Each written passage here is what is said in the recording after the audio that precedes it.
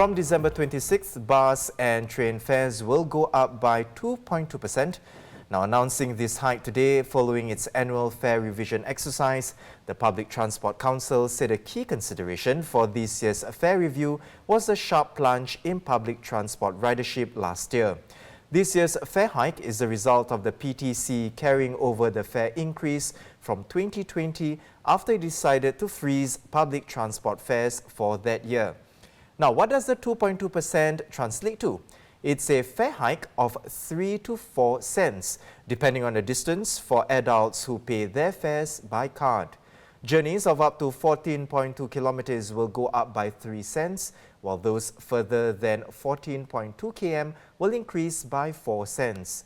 And there will be a 1 cent increase in concessionary fares for seniors, students, persons with disabilities and low-wage workers. But prices for cash fares, single-trip tickets, monthly concessions and travel pass prices will remain unchanged. Journalist Kok Yufeng is here to discuss this further. Yufeng, the fare increase was expected this year as it was announced during last year's fare review exercise that the hike would be carried over to the next. But what do you make of this year's fare adjustments given that ridership remains low due to the pandemic? Thanks, Jan. I mean, first of all, I would like to say that I think any fare increase will be painful for commuters, especially given this pandemic situation. What the Public Transport Council has said is that it's unable to continue to defer fare increases indefinitely, given the rising costs and the falling ridership due to the pandemic. So, in today's release as well as during the press conference, PTC Chairman Richard Magnus had mentioned how they had spent a few days considering the various options and. Although they wanted to try to freeze fare hikes this year, like we did it last year, they found it that it was impossible to do that. But this year's fare hike is not as great because, and it's actually largely due to last year's hike. So last year, the PTC had calculated that the maximum allowable fare adjustment will be 4.4% increase in public transport fares last year, but they had carried this over to this year.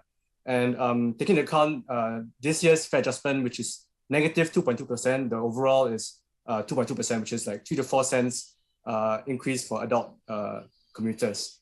Also this year, what the PTC had done was to exclude what they call the network capacity factor in the calculation of the fare formula. So this, what they call the NCF, is used to calculate the cost of maintaining and expanding the transport network in relation to the demand for the same transport options. So what they did was they only took into account January 2020 of this year in the formula, which is the only month that was unaffected by COVID-19. And going forward, I think the council is expecting to apply the same principle to next year's fare review as well. So that said, Yufeng, how will this fare increase affect commuters? So as I mentioned just now, what this means is that for adult commuters who pay by card, this will mean a 3 to 4 cent increase in public transport fares. So what the council has done is they have separated it by the length of the journey. So for journeys that are 14.2 km long or shorter, for example, from Sengkang MRT to Raffles Place MRT is the example they gave, for adults, that would mean a 3 cent increase in fares. So that I think that would be $1.67 for that kind of trip. For longer trips, for example, from Boon Lay to Pasir Ris, the fare increase is 4 cents for adults, and this would be $2.17 going forward from December 26 onwards. For all other concessionary fares, for example, for seniors, for students, for low-wage workers, as well as for persons with disabilities, there is a cap on the fare hike to 1 cent.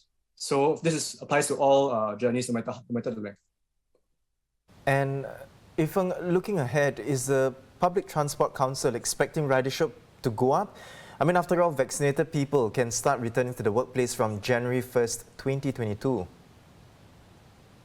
So the Public Transport Council is quite aware of this, and I think they are monitoring the situation, as they said in the press conference. What I'll note is that next year's fare review exercise actually takes into account this year's ridership.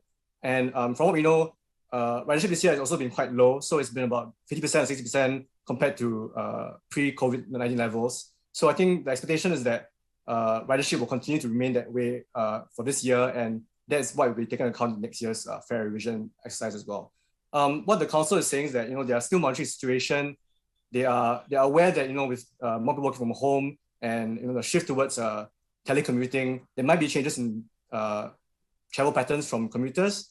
But at the same time, they also said that they cannot exclude that commuters will travel via public transport for other means, for example, social means or for social purposes or other purposes. So it's still a question that is left to be seen. Also, I think what's important to point out is that next year there will also be a revision of the fare formula, because the current fare formula expires in 2022. So we'll wait and see what the council does in terms of that as well. Well, thank you so much, Yufeng, for the sharing. That was journalist Kok Yufeng.